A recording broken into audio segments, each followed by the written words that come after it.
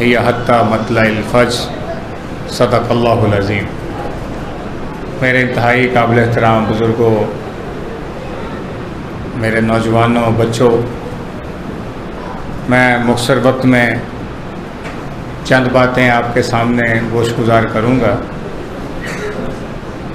آج 25ویں شب ہے، 24 روزے ہم نے مکمل کیے اور 6 یا 5 دن اب ہمارے پاس بقایا ہیں، لیکن یہ بقیہ جو دن ہیں ان کے اندر 3 طاق راتیں، آج کی رات بھی ملا لیں تو 3 طاق راتیں ہمارے پاس موجود ہیں۔ آج 25ویں شب شروع ہو رہی ہے اور مغرب کی نماز کے ساتھ ہی آپ کو پتہ ہے کہ جو ہی سورج غروب ہو جاتا ہے تو رات شروع ہو جاتی ہے۔ یہ رمضان المبارک اللہ تعالیٰ کا بہت بڑا انعام ہے ہمارے اوپر کہ جو اس نے اپنے بندوں کے اوپر کیا ہے۔ ہم ساری زندگی گزارتے ہیں، نمازیں پڑھتے ہیں، روزے رکھتے ہیں، حج کرتے ہیں، صدقہ خیرات کرتے ہیں۔ کیوں یہ سارا کام کرتے ہیں؟ اس لیے کرتے ہیں کہ ہمارا رب ہم سے راضی ہو جائے، اس کے جہنم سے بچ جائیں، اس کی جنت میں چلے جائیں۔ یہی طلب ہے نا جی، اور تو کوئی طلب نہیں ہے۔ تو یہ جو مہینہ ہے ہماری زندگی میں رمضان کا، یہ اس حوالے سے زیادہ قیمتی ہے کہ ہمیں اس کا یہ احساس اس شعور کے ساتھ کرنا چاہیے کہ یہ ایک مہینہ اللہ نے ایسا ہمیں عطا کیا ہے کہ اگر ہم ٹھیک طریقے سے شعور کے ساتھ اس مہینے کو گزار لیں تو اس کے نتیجے میں زندگی بھر کے گناہ بھی معاف ہو سکتے ہیں، اللہ کے جہنم سے چھٹکارا بھی مل سکتا ہے، اس کی جنت کو حاصل بھی کر سکتے ہیں۔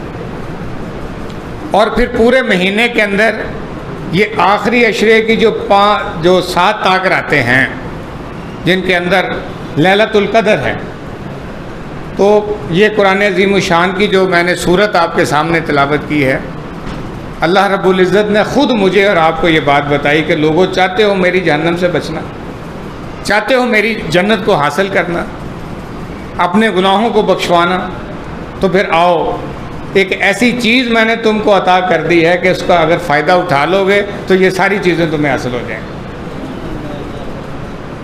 آپ مجھے بتائیں کہ ہماری عمر کتنی ہے آج کل؟ 70-80 سال سے زیادہ تو کوئی نہیں چاہتا۔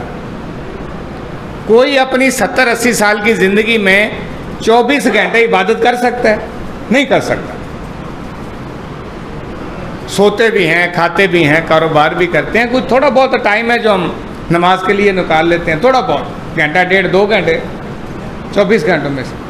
تو یعنی یہ جو 70-80 سال کی پوری زندگی ہے، اس میں کسی بندے میں یہ طاقت نہیں ہے کہ وہ 24 گھنٹے اللہ تعالیٰ کی عبادت کرتا ہے۔ لیکن لیلۃ القدر کی رات میں اللہ نے یہ انعام میرے اور آپ کے اوپر کیا کہ فرمایا کہ لیلۃ القدر خیر من الف شہر، اس ایک رات کی عبادت کر لو، 83 سال کی عبادت سے افضل اور بہتر ہے، اس کا جو اجر اللہ عطا فرمائیں گے۔ وہ کتنا بہتر ہوگا اس کا مجھے نہیں پتہ، نا آپ کو پتہ ہے۔ 83 سال اور 4 مہینے کی عبادت سے افضل ایک رات کی عبادت ہے، ایک رات کی عبادت۔ پھر آپ دیکھیں کہ اللہ کے فرشتے اس رات میں اترتے ہیں۔ یہ قدر جو کہتے ہیں نا، قدر کے مفسرین نے جو معنی بیان کیے ہیں، اس میں قدر و منزلت والی رات بھی اس کا ایک مطلب ہے، تقدیر کو بدل لینے والی رات بھی اس کا ایک مطلب ہے، اور قدر کے بارے میں بعض مفسرین نے کہا کہ اس کا ایک مطلب ہے تنگ پڑ جانا۔ جیسے اب مسجد میں جگہ تنگ پڑ گئی ہے، مسجد تو اتنی ہے لیکن نمازی زیادہ آ گئے تو جگہ تنگ پڑ گئی ہے۔ تو مفسرین یہ کہتے ہیں کہ اس رات میں اتنے فرشتے اترتے ہیں آسمان سے زمین کے اوپر کہ زمین جو ہے وہ ان فرشتوں سے بھر جاتی ہے، تنگ پڑ جاتی ہے۔ تو اس لیے بھی اس کا نام جو ہے نا وہ قدر ہے، تنگ پڑنے والی رات۔ فرشتوں کی بہتات سے، ان کی کثرت سے یہ رات، اتنے فرشتے اترتے ہیں، اور فرشتوں کے سردار بھی ساتھ آتے ہیں، والملائکۃ والروح، فرشتے بھی آتے ہیں، اور انبیاء کے اوپر وحی لے کر آنے والے فرشتوں کے سردار وہ بھی اس رات کو آتے ہیں۔ پھر حضرت انس رضی اللہ تعالیٰ عنہ کی روایت ہے، انہوں نے فرمایا کہ نبی مہربان صلی اللہ علیہ وسلم کا یہ فرمان ہے کہ جو اس رات سے محروم رہا گویا وہ ایک بڑی خیر اور بھلائی سے محروم ہو گیا، بڑی خیر اور بھلائی سے۔ اس ایک رات کی محرومی اللہ کی طرف سے خیر اور بھلائی سے محرومی ہے۔ تو اس لیے میرے دوستوں اور ساتھیوں، ایک بات تو میں آپ سے یہ کرنا چاہتا ہوں کہ دیکھیں، ہم کئی راتیں ویسے جاگ کے گزار دیتے ہیں. کچھ لوگ نیٹ پہ بیٹھے ہوتے ہیں پوری رات گزار دیتے ہیں، پتہ ہی نہیں لگتا. کچھ لوگ ٹیلی ویژن کے اوپر بیٹھے ٹاک شو سنتے ہیں، وہ مزاحیہ پروگرام دیکھتے ہیں، پوری رات گزر جاتی ہے. کبھی بیمار پڑ جائیں تو رات کو نیند نہیں آتی، پوری رات کھانستے کھانستے کروٹیں بدلتے گزار دیتے ہیں. کبھی کوئی بچہ گھر میں بیمار پڑ جائے تو پوری رات اس بچے کی تکلیف میں ماں باپ بھی جاگتے ہیں. ایسا ہوتا ہے کہ نہیں ہوتا؟ تو رات کا جاگنا کوئی بڑا مشکل کام نہیں ہے جو اللہ نے ہمارے اوپر لاگو کر دیا. ہم روٹین میں بھی بعض دفعہ راتوں کو جاگتے ہیں، لیکن ایک ہے عام رات کو جاگنا اور ایک ہے 83 سال کی عبادت کے لیے رات کو جاگنا. تو اس لیے میرے دوستوں اور ساتھیوں، یہ جو بقیہ دن ہیں اور اس میں 3 طاق راتیں آ رہی ہیں، اگر ہم تھوڑی سی کوشش کریں، تراویح ادا کریں، تراویح کے بعد پھر ہم اس پوری رات میں جاگنے کا اہتمام کریں، تو اس سے بڑی خیر اور بھلائی کوئی نہیں ہے. من قام لیلۃ القدر ایمانا و احتسابا غفر له ما تقدم من ذنبہ. پیارے آقا نے فرمایا صلی اللہ علیہ وسلم کہ جس نے لیلۃ القدر کی رات کو قیام کیا، نوافل ادا کیے ایمان کے ساتھ اور احتساب کے ساتھ، اللہ اس کی زندگی کے پچھلے سارے گناہ معاف فرما دیتا. تو اب اس سے بڑی اور کیا خیر و برکت ہو سکتی ہے؟ تو اس لیے ایک تو ہم سب نے اس بات کا عزم کرنا ہے کہ اس لیلۃ القدر کو تلاش کریں. اللہ کے رسول صلی اللہ علیہ وسلم اس آخری عشرے میں اعتکاف فرماتے ہیں. آپ نے ساری زندگی اعتکاف کیا، ان سے زیادہ مصروف تو دنیا میں کوئی اور نہیں تھا، لیکن آپ نے اعتکاف کیا. اپنے صحابہ کو اعتکاف کی ترغیب دی، اپنی ازواج مطہرات کو اعتکاف کی آپ نے ترغیب دی. اور یہ بھی حدیث میں آتا ہے کہ ایک دفعہ آپ کا ایک اعتکاف آپ نہ کر سکے باوجود تو آپ نے پھر 20 دن کا اعتکاف کیا. ان 10 دنوں کا بھی کفارہ آپ نے ادا کیا. تو کس لیے اعتکاف کرتے تھے؟ تاکہ 10 دن مسجد میں آ کے بیٹھ جائیں اور یہ لیلۃ القدر کی تلاش کریں، لیلۃ القدر کو تلاش کریں. اس کے لیے اعتکاف تھا، لیلۃ القدر کی تلاش کے لیے. تو ہم سارے آج اس بات کا عزم کر کے جائیں کہ آج کی رات بھی جاگنی ہے انشاءاللہ، اور اگلی جو 27ویں شب ہے اور 29ویں شب ہے وہ بھی گزارنی ہے جاگ کر. اللہ سے ہم نے دعائیں مانگنی ہیں، نفل ادا کرنے ہیں، قرآن پاک کی تلاوت کرنی ہے. یہ سارے کام لیلۃ القدر میں کرنے والے ہیں. اللہ کے رسول سے حضرت عائشہ رضی اللہ تعالیٰ نے پوچھا کہ یا رسول اللہ، اگر میں وہ رات پا لوں جو لیلۃ القدر ہے تو میں اپنے رب سے کیا مانگوں؟ تو ہم ہوتے تو ہم کہتے ہیں کہ بچوں کے لیے اچھا مستقبل مانگ لیں، وہ اپنے لیے دولت مانگ لیں. یہی کرتے ہیں نا ہم تو. اللہ اس میں حرج کوئی نہیں، مانگنا چاہیے. اپنے لیے مانگیں، اپنے بچوں کے لیے مانگیں، اپنے ملک اور قوم کے لیے مانگیں، مانگنا چاہیے. میں اس کی نفی نہیں کر رہا، لیکن اللہ کے رسول نے اپنی زوجہ محترمہ کو کیا کہا کہ کیا مانگو؟ وہ دعا آپ سب کو یاد ہے، اللہم انک عفو تحب العفو فاعف عنی. اے اللہ تو معاف کرنے والا ہے، اے اللہ تو معافی کو پسند کرتا ہے، اے مالک میری زندگی کے گناہوں کو معاف کر. یہ فرمایا کہ یہ مانگو اللہ سے. اپنی بیوی کو یہ کہا. تو آپ اپنے لیے رزق بھی مانگیں، آپ اپنے لیے خیر اور بھلائی بھی مانگیں، اپنے بچوں کا روشن مستقبل بھی مانگیں، لیکن جو سب سے بڑی اللہ کی دولت ہے وہ اس کی مغفرت اور اس کی معافی ہے. اگر وہ مل گئی تو بیڑے پار ہو گئے. اگر دنیا میں سب کچھ ہی مل گیا لیکن اللہ کی معافی اور اس کی مغفرت نہ ملی تو مجھے بتائیں کچھ ہمارے ہاتھ آیا؟ کچھ بھی نہیں آیا. یہ دنیا تو پھر ادھر ہی رہ جانی ہے. بال بچے خود ہی اٹھا کے قبر میں ڈالائیں گے. ہم سب کو ڈال کے آتے ہیں کہ نہیں آتے؟ بال بچے خود ہی دفن کر کے آتے ہیں نا ابا جی کو جب فوت ہو جاتے ہیں. تو کوئی چیز ساتھ نہیں جاتی. اس لیے اللہ سے معافی طلب کریں، نوافل ادا کریں. یہ جو میں نے حدیث آپ کے سامنے رکھی ہے کہ جس نے لیلۃ القدر کی رات کو قیام کیا، تو اس کا مطلب یہ ہے کہ رات کو نوافل پڑھیں، قیام کریں، قیام اللیل کریں، تراویح کے علاوہ بھی نفل پڑھیں. یہ کام کیا جا سکتا ہے. دوسرا یہ ہے کہ دعا مانگیں. اللہ کے رسول نے اپنی زوجہ محترمہ کو دعا کی تربیت دی.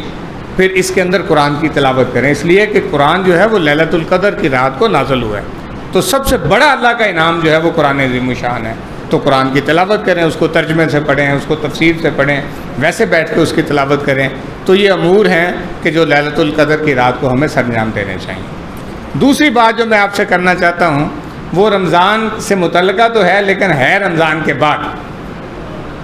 جو ہی رمضان ختم ہوتا ہے تو ہم اپنی نمازوں کو، اپنے قرآن کے مطالعے کو سب کو بند کرتے ہیں اور بستہ بند کر کے وہ الماری میں رکھ دیتے ہیں اور پھر پرانی ڈگر پہ آ جاتے ہیں. یہ بہت بڑی زیادتی ہے. دیکھیں یہ جو اللہ تعالیٰ نے ایک مہینہ ہمارے اوپر مقرر کیا ہے یہ ٹریننگ کے لیے ہے. اور وہ کیسی ٹریننگ ہے کہ اللہ کے حکم کی تابع داری کرنی ہے. یہی ٹریننگ ہے نا، اللہ کے حکم کو ماننا ہے، اس کی تابع داری کرنی ہے. اب ویسے تو پانی پینا حلال ہے، پکوڑے کھانا بھی حلال ہے، سموسے کھانا بھی حلال ہے، ہم نے ساری چیزیں ابھی افطاری میں کھائی ہیں، لیکن صبح سے لے کے شام تک یہ حلال چیزیں ہم کھا سکتے ہیں؟ نہیں کھا سکتے۔ کیوں نہیں کھا سکتے؟ کہ ہمارے رب نے ہمیں روک دیا کہ بس فجر کی اذان ہوگی تو کھانا پینا بند، حلال بھی بند، اور مغرب کی اذان ہوگی تو پھر کھانا ہے۔ تو اگر حلال بھی اللہ کے حکم سے ہمیں چھوڑنا پڑتا ہے تو کیا پھر حرام کھانے کی اجازت ہے؟ اس کی تو نہیں ہے۔ پھر اگر حلال کی اجازت بھی نہیں ہے، اللہ اگر روک دے تو پھر حرام کیسے کھایا جا سکتا ہے؟ تو اس لیے یہ تصور ہے۔ میں آپ سے پوچھتا ہوں کہ ایک فوجی جس کو ہم بھیجتے ہیں، فوج اس کو ٹریننگ کرواتی ہے، بندوق چلانا سکھاتی ہے، اس کو ٹینک اور توپ چلانا سکھاتی ہے، تو وہ کس لیے سکھاتی ہے؟ وہ فوجی کو بندوق چلانا اس لیے سکھایا جاتا ہے کہ جب موقع آئے تو اس موقع پہ پھر وہ بندوق چلائے۔ اگر ایک فوجی جب موقع آئے دشمن سامنے آ جائے تو وہ اپنی بندوق جو ہے نا لپیٹ کے رکھ دے تو اس کو کوئی فوجی مانے گا؟ اس کو تو جوتے ماریں گے، فوج والے اس کو جوتے ماریں گے بھی تجھے اس لیے ٹریننگ دی ہے۔ تو میرے دوستوں اور ساتھیوں، یہ رمضان کی جو ٹریننگ ہے یہ دراصل یہ کہ اپنے رب کے حکم کو ماننا ہے۔ تو رب کا حکم رمضان کے بعد بھی لاگو ہے یا رمضان کے بعد ختم ہو جاتا ہے؟ لاگو ہے نا۔ تو پھر میں آپ سے پوچھتا ہوں کہ یہ جو 5 نمازیں ہم رمضان میں تو اہتمام سے پڑھتے ہیں، تو کیا رمضان کے بعد اللہ میاں یہ حکم واپس لے لیتے ہیں کہ اب نمازیں چھوڑ دو؟ نہیں لیتے نا۔ تو پھر آج اس بات کا بھی عہد کریں کہ جو ہی یہ رمضان ختم ہوگا تو پھر یہ مسجد اس طرح سے ویران نہیں ہونی چاہیے جیسے ہو جاتی ہے۔ پھر نمازوں کو اسی طرح سے خشوع و خضوع کے ساتھ اذان کے ساتھ ہی مسجد میں آئیں، مسجد میں بیٹھیں، نوافل پڑھیں، فرض نماز ادا کریں، اللہ سے دعا کریں، تاکہ یہ جو رب کا حکم ہے جو پوری زندگی کے لیے اس پہ ہم عمل پیرا ہوتے رہیں۔ ایک کام تو یہ ہے جو رمضان کے بعد ہم نے انشاءاللہ کرنا ہے۔ دوسرا یہ ہے کہ یہ جو زندگی میں مختلف لعنتیں ہم نے پال رکھی ہیں، جھوٹ بولتے ہیں، دھوکہ دیتے ہیں، فراڈ کرتے ہیں، اب رمضان میں تو سارے بڑا احتیاط کرتے ہیں۔ لوگ کہتے ہیں جی آنکھوں کا بھی روزہ ہے، کہتے ہیں نا، کانوں کا بھی روزہ ہے، ہر چیز کا روزہ ہے، ہم بری چیزیں نہیں دیکھتے، بیہودہ فلمیں نہیں دیکھتے، برے کا کوئی چیز نہیں سنتے، اس لیے کہ روزہ رکھا ہوا ہے۔ تو مجھے بتائیں کہ کیا رمضان کے بعد یہ ساری چیزیں جائز ہو جاتی ہیں؟ ہاں جی، جائز ہو جاتی ہیں؟ تو پھر کیا رمضان کے بعد پورا کام کھل نہیں جاتا؟ پھر عام دنوں میں ٹیلی ویژن کے اوپر بھی رمضان ٹرانسمیشن چل رہی ہے، جی قرآن کی تلاوت ہو رہی ہے، جو ہی یہ چاند رات ہوگی جو دنیا جان کا گند اور بے حیائی ہے وہ ٹیلی ویژن کے اوپر شروع ہو جائے گا، اور ہم بھی سارے بیٹھ کے بڑے مزے سے اس کو دیکھیں گے۔ آپ دیکھیں یہ جو روزہ ہے نا یہ اصل میں ٹریننگ ہے۔ اللہ کے رسول صلی اللہ علیہ وسلم نے فرمایا کہ جس نے روزہ رکھ کر جھوٹ بولنا اور جھوٹے کام کرنا نہ چھوڑے تو اللہ کو کوئی حاجت نہیں ہے کہ وہ بھوکا رہے یا پیاسا رہے۔ تو مطلب یہ کہ بھوکا پیاسا رکھنا مقصود نہیں ہے، مقصد یہ ہے کہ انسان سے جھوٹ سے بچے، انسان بے حیائی سے بچے، انسان خیانت سے بچے، انسان رشوت ستانی سے بچے۔ یہ جو گندگی ہے جس سے ہمارا رب ہمیں روکتا ہے، تو اللہ چاہتے یہ ہیں کہ 1 مہینہ میں اپنے بندوں کی ٹریننگ کر دوں اور پھر بقیہ 11 مہینے بھی یہ اسی طرح سے پاکیزہ اور صاف ستھری زندگی گزاریں۔ تو یہ جو دوسری بات ہے وہ یہ ہے کہ ہم نے رمضان کے بعد بھی یہ جو عبادات کا سلسلہ شروع کیا ہے اس کو ہم نے جاری رکھنا ہے۔ وعدہ کرتے ہیں نا اس بات کا؟ سارے وعدہ کرتے ہیں انشاءاللہ۔ اب آخری بات کر کے میں آپ سے اجازت لوں گا کہ یہ رمضان جو ہے یہ اس کو جو اللہ نے اتنی فضیلت دی ہے نا کہ 1 رات 1000 مہینے سے بہتر قرار دے دی، اس میں 1 نفل فرض کے برابر قرار دے دیا، اس میں جنت کے دروازے کھول دیے، جہنم کے دروازے بند کر دیے، شیاطین کو قید کر، وہ رمضان کے بے پناہ فضائل ہیں جو آپ نے سنے ہیں، میں اس کو دہراتا نہیں ہوں۔ ان ساری جو فضیلت رمضان کو اللہ نے عطا کی ہے یہ کس کی وجہ سے عطا کی؟ یہ اللہ نے کی ہے قرآن کی وجہ سے۔